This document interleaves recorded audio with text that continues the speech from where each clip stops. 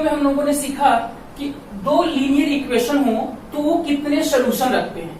अब हम क्या सीखेंगे, अब उन सोल्यूशन को कैलकुलेट करना सीखेंगे। अब हम क्या सीखेंगे, अब जो दो इक्वेशन दिए रहेंगे, अब उन दो इक्वेशंस के सॉल्यूशन कैसे निकाले जाएंगे, अब उसके विषय में सीखेंगे। अब इसके निकालने के लिए, दो लीनियर इक्वेशन को सॉल्व करने के लिए हमारे पास कुल 4 मेथड हैं। कितने मेथड हैं? 4 मेथड्स हैं। अब सबसे पहला क्या है मेथड हमारा? सबसे पहला मेथड है ग्राफिकल मेथड। क्या है? ग्राफिकल मेथड, जिसके विषय में आज हम सीखेंगे। बाकी अदर है, सब्स्टिट्यूशन है दूसरा, और तीसरा है आपका एलिमिनेशन, और चौथा है क्रॉस मल्टीप्लीकेशन मेथड। ठीक है, तो इस बार सिलेबस से आपके क्रॉस मल्टीप्लीकेशन को हटा दिया गया है। ठीक है, तो बाकी हम 3 तो पढ़ेंगे ही। तो आज की क्लास हमारी दो लीनियर इक्वेशन को सॉल्व करना सीखेंगे। अब बात आई कि ग्राफिकली सॉल्यूशन के विषय में, तो ग्राफिकली सॉल्यूशन में भी 3 तरीके के क्वेश्चन बनते हैं। जैसा कि हमने कंडीशन आपको बताया कि एक क्या होता है, फर्स्ट क्या था आपका कि दो इक्वेशन एक दूसरे को केवल एक बार कट करें। इसका मतलब कि दो इक्वेशन सिर्फ और सिर्फ एक सोल्यूशन रखें, तो उसको हम ग्राफिकली कैसे सॉल्व करेंगे, ये चीज सीखेंगे। फिर इसके अलावा दूसरा क्वेश्चन जो बनता है ग्राफिकली से ही, वो बनता है कि दो लाइन एक दूसरे को ओवरलैप कर जाएं, उसको ग्राफिकली रिप्रेजेंट करो। और तीसरा बनता है कि दो लाइन क्या हो, पैरेलल हो, तो उसको ग्राफिकली रिप्रेजेंट करो। तो उसके विषय में हम ग्राफ बनाना सीखेंगे। लेकिन अब यहाँ पर भी वैरायटी ऑफ क्वेश्चंस रहते हैं कि वो कहते क्या है कि अब इस क्वेश्चन कैसे बनते हैं। सबसे पहला क्वेश्चन तो ऐसे ही बन जाता है आपका कि अगर ये दो लाइन है, अब सिर्फ हमसे पूछा जाता है कि आप उसके कोऑर्डिनेट, मतलब कि जहां पर वो कट करें, एक दूसरे को इंटरसेक्ट करें। मान लीजिए एक लाइन ये है, दूसरी लाइन ये कुछ ऐसे जा रही है। अब ये दोनों एक दूसरे के यहाँ कट करें, वहां पर उसके सोल्यूशन बताइए। सोल्यूशन मतलब ये होता है कि जहां दोनों लाइन क्या करें, एक दूसरे को कट करें। जब वो एक दूसरे को कट करते हैं तो वहां पर हम क्या करते हैं, ए एक्स एक्सिस के परपेंडिकुलर और ए क्या करते हैं, वाई एक्सिस के परपेंडिकुलर क्या करते हैं, लाइन ड्रा करते हैं। वो एक्स एक्सिस को जहां कट कर जाता है, मान लीजिए कि यहां से एक्स एक्सिस पर ओरिजिन से यह 4 पॉइंट पे क्या किया, कट किया, और यहाँ वाई एक्सिस से ये 5 पॉइंट पे कट किया। तो इसका मतलब इसका कोऑर्डिनेट क्या होगा, 4,5। इन द सेंस एक्स की वैल्यू कितनी आ गई, 4, और वाई की वैल्यू कितनी आ गई, 5। कुछ इस टाइप से क्वेश्चन बनते हैं। तो यहां से उन्होंने क्या पूछा कि भाई दो लाइन है, वो एक दूसरे को इंटरसेक्ट कर रही हैं, तो ग्राफिकली रिप्रेजेंट करिए कि वो 4,5 पर एक दूसरे को कट कर रही है, या ये पूछ लेंगे कि वो जिस पॉइंट पे कट कर रही है उसका कोऑर्डिनेट बताइए।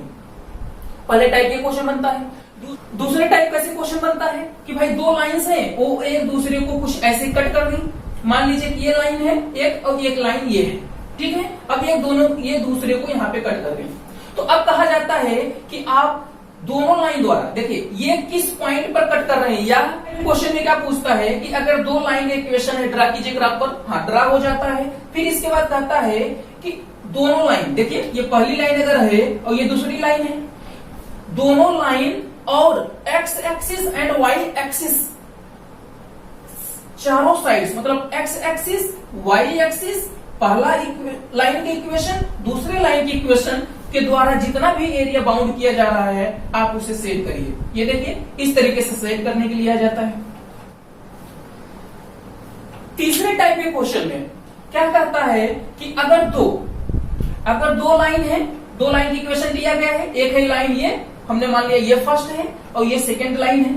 ठीक है, तो कहा जाता है हमसे कि दो लाइन और एक्स एक्सिस से, दो लाइन और एक्स एक्सिस को इंक्लूड करते हुए जो ट्रायंगल बन रहा है। देखिए ट्रायंगल कहां बन रहा है, अगर मान लो ये पॉइंट ए है, ये कट पॉइंट बी और ये पॉइंट सी है, तो इसका एरिया निकालिए। क्या बोलता है निकालने के लिए, क्या पूछा जाता है हमसे, एरिया निकालने के लिए। या चौथे टाइप में क्या पूछ लेता है कि जो ट्रायंगल बन रहा है उसका कोऑर्डिनेट बताइए। उसका क्या बताइए, कोऑर्डिनेट, उसके निर्देशांक बताइए।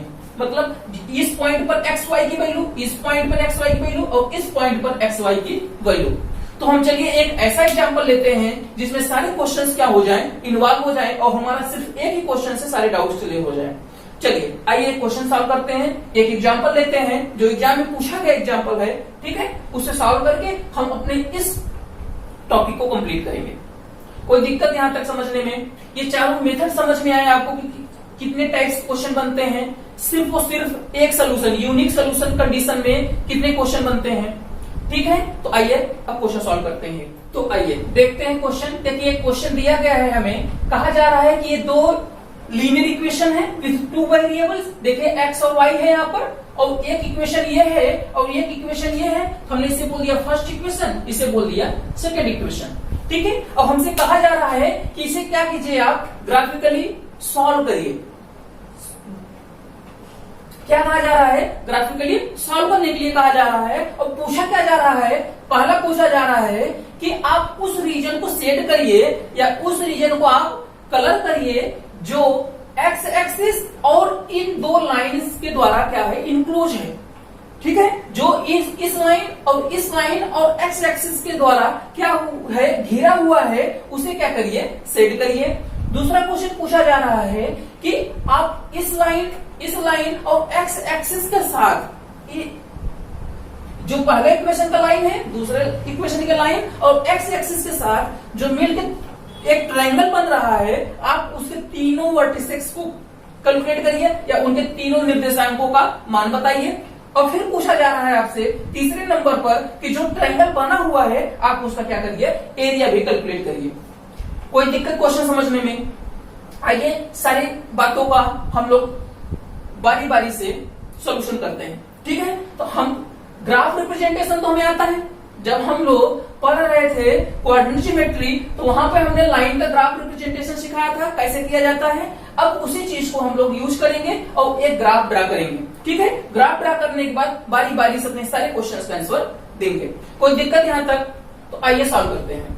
तो ग्राफ रिप्रेजेंटेशन के लिए सबसे हमें पहले क्या जरूरत पड़ती है, पॉइंट्स की, कोऑर्डिनेट की। तो हम ये जो दो इक्वेशन दिए गए हैं, इन दोनों इक्वेशन से, इस इक्वेशन से इस लाइन इक्वेशन के लाइन को ड्रा करने के लिए कोऑर्डिनेट कैलकुलेट करेंगे, कोऑर्डिनेट सॉल्व करेंगे। ठीक है, और यहाँ इस लाइन को ग्राफ पर रिप्रेजेंट करने के लिए इस लाइन को यूज करके हम कोऑर्डिनेट निकालेंगे। तो कोऑर्डिनेट कैसे निकाला जाता है, इसकी बात हम लोग कर चुके हैं, हमें पता है। तो हमें कोऑर्डिनेट अगर निकालना हो तो किसी एक वेरिएबल को हम क्या करते हैं, अकेला कर देते हैं और बाकी सबको एक साइड दूसरे साइड शिफ्ट कर देते हैं। तो हमने कहा हम मान लेते हैं हम एक्स को अकेला करना चाहते हैं, तो बाकी सबको शिफ्ट करिए। तो हम शिफ्ट किए, तो देखिए इक्वल यहाँ साइन लगा है, इधर ये जो चीजें जाएंगी उनके साइन चेंज हो जाएगा।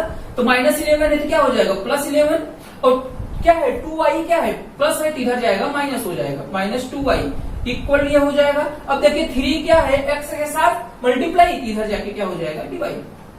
ठीक है, इतनी बात हो गई। अब हम क्या करेंगे, हम अपने मन से y की वैल्यू पुट कर करके अपने मन से y की वैल्यू पुट करेंगे और इक्वेशन में यहाँ पुट करने के बाद सॉल्व करेंगे। सॉल्व करने के बाद जो x की वैल्यू आएगी उसे यहाँ लिखेंगे, और जिससे हमारा क्या होगा, कोऑर्डिनेट पता चल जाएगा।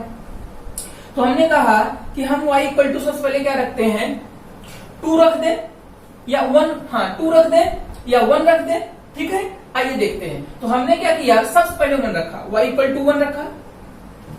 जब y इक्वल टू 1 रखेंगे तो क्या आएगा, देखिए 11 माइनस 2 इंटू 1, ये x इक्वल टू है ना, अपॉन 3। तो अब क्या होगा, x इक्वल टू 11 में से 2 माइनस हो जाएगा, तो 9/3 कितना आ गया, 3। x की वैल्यू कितनी आई, 3। तो इसका मतलब हमारा सोल्यूशन क्या होगा कि y इक्वल टू 1 पर x की वैल्यू कितनी आ गई, 3। इतनी बात समझ में? तो अब हम क्या करें, अब y इक्वल टू, अब देखिए यहाँ अब 4 रखेंगे। अच्छा ऐसा क्यों किया हमने, देखिए 11 माइनस 2 इंटू 4/3, ये x की वैल्यू होगी। तो x इक्वल टू क्या आएगा, 11 में -8 हो जाएगा तो 3 बचेगा ना। ठीक है, तो इसलिए हमने 4 रखा। ठीक है, ताकि क्या आ जाए कि ऐसी वैल्यू आए जो क्या हो, पूर्णांक हो। ठीक है, इसलिए हमने ऐसा रखा है। कोई दिक्कत इसमें समझने में? क्या किया, y इक्वल टू क्या रख दिया, 7, और कैलकुलेट किया तो क्या आ गया, x इक्वल टू -1। तो ये हमारे सारे पॉइंट्स हो गए a b c। ये देखिए a b c हमारे सारे कोऑर्डिनेट इस लाइन के लिए मिले हैं। ठीक है, इक्वेशन 1 के लिए। अब आइए हम इक्वेशन 2 के लिए सारे लाइन को कैलकुलेट करते हैं। ठीक है, तो आइए, तो क्या करें, सबसे पहले अगर हम x के फॉर्म में सारी इक्वेशन को लिखना चाह रहे हैं तो x को एक साइड कर दें और बाकी सबको क्या करें, इस साइड ट्रांसफर कर दें। तो देखिए ये क्या है, -3y, इधर जाके क्या हो जाएगा, +3y। ये देखिए +10 है तो क्या हो जाएगा, -10। 2 क्या है, x के साथ मल्टीप्लाई है, तो इधर आके सबसे डिवाइड हो जाएगी। इतनी बात समझ में आई। अब आइए हम क्या करते हैं, y की अलग अलग वैल्यू पुट कर करके x की वैल्यू कैलकुलेट करते हैं। ठीक है, इतनी बात समझ में आई। तो यहां हो जाएगा आपका x, ये हो जाएगा y। ठीक है, अब y की वैल्यू खुद से रखिए और इसे सॉल्व करिए। y की सबसे पहले वैल्यू मैंने क्या रखा, 2।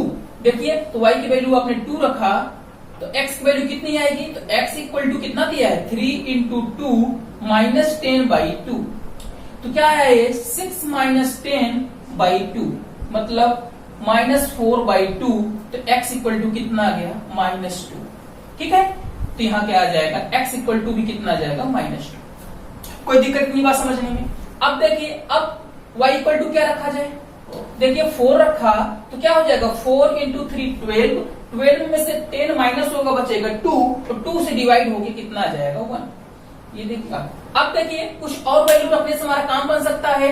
तो हमने क्या किया, 6 रखा, क्या रखा, 6। अब वैल्यू क्या रखा हमने, 6। ये देखिए, अगर y इक्वल टू 6 रख दें तो कितना हो जाएगा, ये 18। 18 में से 10 गया 8 से 8 को 2 से डिवाइड करेंगे, कितना बचेगा, 4। कितना आ गया, 4। तो y इक्वल टू 6 पर x की वैल्यू कितनी आई, 4। y इक्वल टू 4 पर x की वैल्यू कितनी आई, 1। y इक्वल टू 2 पर कितनी आई, x की वैल्यू -2। तो यहां से हमें ये पॉइंट मिल गए, हमने इसे मान लिया a डैश, b डैश और c डैश। कोई दिक्कत। तो अब हमारा a dash, b dash, c dash का देखिए क्या आ जाएगा, कोऑर्डिनेट। a डैश कितना है, -2, सबसे पहले x लिखते हैं, फिर y, फिर b डैश कितना आया है, 4, 6 एंड c डैश कितना आया है, 1, 4। ये देखिए इतने पॉइंट्स हमें मिल गए। इसके 3 पॉइंट्स, इक्वेशन 1 के 3 पॉइंट्स मिले हैं और इक्वेशन 2 के भी 3 पॉइंट हमने क्या किए, कैलकुलेट कर लिए। अब हमें पॉइंट्स मिल गए हैं, अब हम ग्राफ पर रिप्रेजेंट कर सकते हैं इसे। ठीक है, तो आइए ग्राफ रिप्रेजेंटेशन करते हैं, ग्राफ बनाते हैं। ठीक है, तो ग्राफ हमने प्लॉट कर लिया है यहाँ तक। अब आइए हम रिप्रेजेंटेशन करते हैं अपने पॉइंट्स को इस ग्राफ पर। ठीक है, तो अब देखिए, अब हमें सबसे पहले क्या रिप्रेजेंट करना है, a डैश। क्या रिप्रेजेंट करना है, a डैश का कोऑर्डिनेट क्या है, -2, 2 मतलब x एक्सिस पे -2 और y एक्सिस 2 मतलब y एक्सिस +2।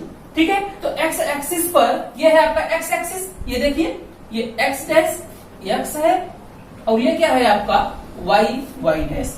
ठीक है, इतनी बात समझ में आई। तो अब देखिए x एक्सिस पे -2 ये रहा आपका और y एक्सिस पर +2 ये रहा आपका। अब ये दोनों मिलेंगे जहां, वही तो पॉइंट होगा। तो हमने क्या सीखा है कि इस पॉइंट से x एक्सिस के पैरेलल क्या करें, लाइन ड्रा करें। ये देखिए, तो हमने इस पॉइंट से इस पर, इसके एक्सिस के पैरेलल क्या कर दिया, देखिए y एक्सिस के पैरेलल क्या किया, लाइन ड्रा कर दिया इस पॉइंट से होते हुए। अब ऐसे ही y एक्सिस पर जो पॉइंट है उस वहां से x एक्सिस के पैरेलल लाइन ड्रा कर दे, किधर, जिधर हमारे इस वाले लाइन को कट कर सके। तो ये देखिए हमने क्या किया, लाइन ड्रा कर दिया और दोनों पॉइंट जहां जाके कट किए, दोनों पॉइंट जहां जाके कट किए वही पॉइंट क्या होगा हमारा, a डैश। क्या होगा, a डैश। कोई दिक्कत नहीं बात समझने में।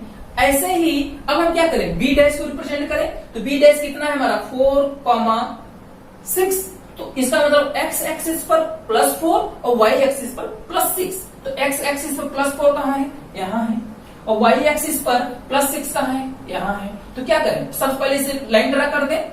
x एक्सिस के पैरेलल हमने लाइन ड्रा कर दिया, ये देखिए। और फिर क्या करेंगे, यहां से y एक्सिस के पैरेलल लाइन ड्रा कर देंगे। तो ये देखिए y एक्सिस के पैरेलल लाइन ड्रा हो गया।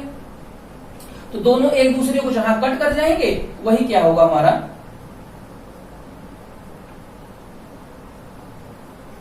Point b dash. कोई दिक्कत नहीं बात समझने में।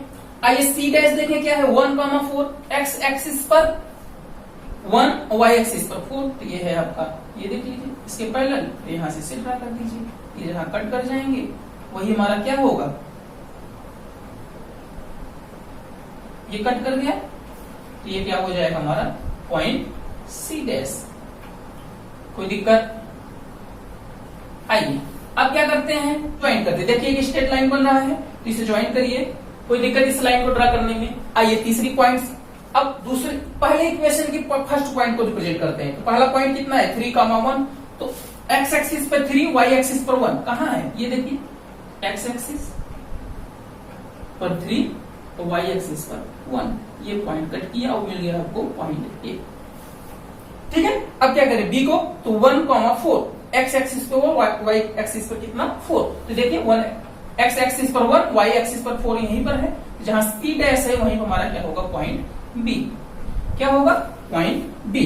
अब देखिए सी कहाँ है, तो सी का है -1 है एक्स पर और 7 है वाई पर, तो देखिए -1 और 7 ये देखिए है, तो आइए इसे मिला देते हैं और इसे भी मिला दे, तो देखिए कहाँ कट कर रहे हैं, मिला देते हैं, कहां कट किया, इस पॉइंट पर, ये पॉइंट क्या है हमारा सी, तो ये हो गया आपका सी। अब क्या करें, ए बी सी को मिला दें, तो ये देखिए ए बी सी को मिला दिया। तो चलिए ग्राफ तो रिप्रेजेंट हो गया है। अब हमने क्या किया कि अब इस लाइन को हमने आगे तक बढ़ा दिया ताकि ये एक्स एक्सिस को कट कर जाए, और इस लाइन को भी बढ़ाया, तो ये एक्स एक्सिस को ऑलरेडी कट किया हुआ था, तो हमने उसका पॉइंट कैलकुलेट किया, कितना आया 11/3। अब बात आई कि आखिर ये x = 11/3 आपने लिख कैसे दिया, तो देखिए ये इक्वेशन कौन सा है आपका फर्स्ट, तो फर्स्ट लाइन का कहां कट कर रहा है, इस पॉइंट पर कट कर रहा है, देखिए यहां कट कर रहा है, तो हमने क्या कहा कि भाई किस पॉइंट पे कट कर रहा है, x एक्सिस पर y = क्या होता है 0, तो हमने कह दिया कि y = 0 कहां होगा, तो 3x, तो यहां से देखिए +2 × 0 = 11, तो x = कितना आ जाएगा, तो 0 हो जाएगा 11/3, इसका मतलब क्या आ जाएगा 11/3। तो इस इक्वेशन के लिए y = 0 पर x की वैल्यू कितनी है 11/3, ये देखिए 11/3, 3 और 4 के बीच में ही तो आया 11/3, इसका मतलब 3.6 समथिंग आएगा कुछ न कुछ। ठीक है, इतनी बात समझ में। तो अब यहां से हमें पता चल गया, तो इसका कोऑर्डिनेट पता चल से क्या पूछा गया था, हमसे यही पूछा गया था ना कि जो ट्रायंगल फॉर्म हो रहा है इन दोनों लाइन और एक्स एक्सिस के साथ, देखिए तो ये एक्स एक्सिस, अब अगर मैं हाईलाइट करूं उस ट्रायंगल को कि जो ट्रायंगल था, तो हमारा ट्रायंगल कौन से बन रहा है PQR, और ये कौन कौन सी साइड यूज कर रहा है, इक्वेशन 1 की साइड्स को, इक्वेशन 2 की साइड्स को और एक्स एक्सिस को। ठीक है, अब हमसे कहा गया था कि भाई जो ट्रायंगल बनेगा एक्स एक्सिस दोनों इक्वेशन के साथ, आप क्या करेंगे, सबसे पहले उसके कोऑर्डिनेट बताएंगे। तो पहले का आंसर क्या होगा, कोऑर्डिनेट कितना होगा आप बताइए यहाँ पर, तो यहाँ पे क्या आया था भाई, सी डैश का कोऑर्डिनेट क्या था, एक्स एक्सिस पर देखिए यहां से कितना आया था 1, यही था ना, ये देखिए एक्स एक्सिस पर 1, तो कोऑर्डिनेट क्या हो गया आपका क्यू का 1, वाई एक्सिस कितना था 4, कोऑर्डिनेट पता चला किसका, क्यू का। पी का कोऑर्डिनेट क्या है देखिए, तो पी का कोऑर्डिनेट है एक्स एक्सिस पर -5, वाई एक्सिस पर 0, ये आपका पी का कोऑर्डिनेट है। आर का कोऑर्डिनेट है आपका एक्स एक्सिस पर 11/3, ये देखिए, और वाई = क्या है 0। तो ये सारे कोऑर्डिनेट पता चल गए। क्या कोऑर्डिनेट पता चला, PQR, पी का क्या है कोऑर्डिनेट -5, 0, क्यू का क्या है 1,4 और आर का क्या है 11/3, 0। तो ये सारे हमारे पॉइंट्स कोऑर्डिनेट मिल गए हमारे इस ट्रायंगल के। कोई दिक्कत यहां तक समझने में। दूसरा था कि जो ट्रायंगल बन रहा है आप उसको क्या करिए, सेट करिए, तो हमने क्या किया, सेट कर दिया, देखिए उतने रीजन को हमने क्या किया, ये देखिए सेटेड कर दिया, तो ये रीजन पता चल गया भाई कि ये एरिया दो इक्वेशन के लाइन से और एक्स एक्सिस से क्या है घिरा हुआ है। इतनी बात समझ में। अब देखिए, अब इसके बाद अब हमें इसका निकालना था इसका एरिया, तो आइए अब इसका एरिया निकालते हैं। तो ट्रायंगल का एरिया होता क्या है, तो ट्रायंगल का एरिया हम सबको पता है, तो हाफ बेस क्या होगा, ट्रायंगल देखिए कहां से कहां तक है, ये है, और बेस हमारा क्या होगा पी, देखिए पी और आर, तो पी आर हमारा क्या है बेस, ये हो गया पी आर, इंटू हाइट क्या होगा, तो हाइट देखिए ये है, ये हाइट है। बेस पर अपोजिट वर्टेक्स, हम लोग हाइट के विषय में क्या सीखा है कि बेस के अपोजिट जो वर्टेक्स हो उस वर्टेक्स से बेस पर लगाए गए परपेंडिकुलर, जो यहां से ड्रा किया गया परपेंडिकुलर होता है वही उसकी क्या होती है हाइट। तो यहां से देखिए इस पॉइंट से इस पॉइंट हमने परपेंडिकुलर ड्रा किया, तो ये जाके कहां कट किया 1 पॉइंट पर, ठीक है, ये देखिए 1 पॉइंट पे कट किया। इसका मतलब क्या होगा कि ये पॉइंट हम मान लेते हैं एम, तो सी क्यू एम क्या हो जाएगा इसकी हाइट। इतनी बात समझ में आई। तो अब क्या करें, हम सारी वैल्यू पुट कर दें यहां पर, तो यहां पर हमने सारी वैल्यू पुट किया, तो बोलिए 1/2 इंटू यहां से यहां तक बेस हो गया।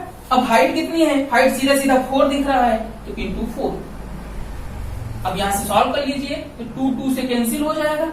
इसे सॉल्व करेंगे कितना आएगा 15 और 11 26, ये हो गया 26 इंटू 2/3 कितना आ गया अब स्क्वायर, क्या आएगा यूनिट स्क्वायर। ये हमारा आंसर हो जाएगा इसके एरिया का। कोई डाउट यहां तक? ये सारी बातें समझ में आई?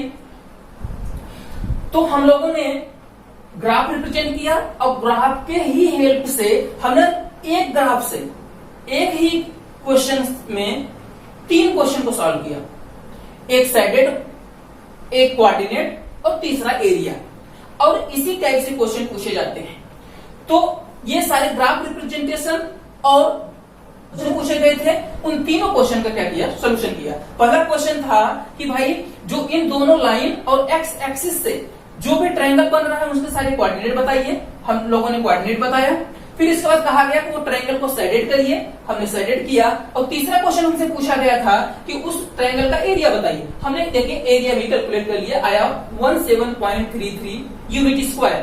तो एक ही क्वेश्चन से, लेकिन आपके एग्जाम में सिर्फ कोई ना कोई एक ही बात पूछी जाएगी। तो आप याद रखिएगा और इसी तरीके से करिएगा। तो आज की क्लास में बस इतना ही। Thank you.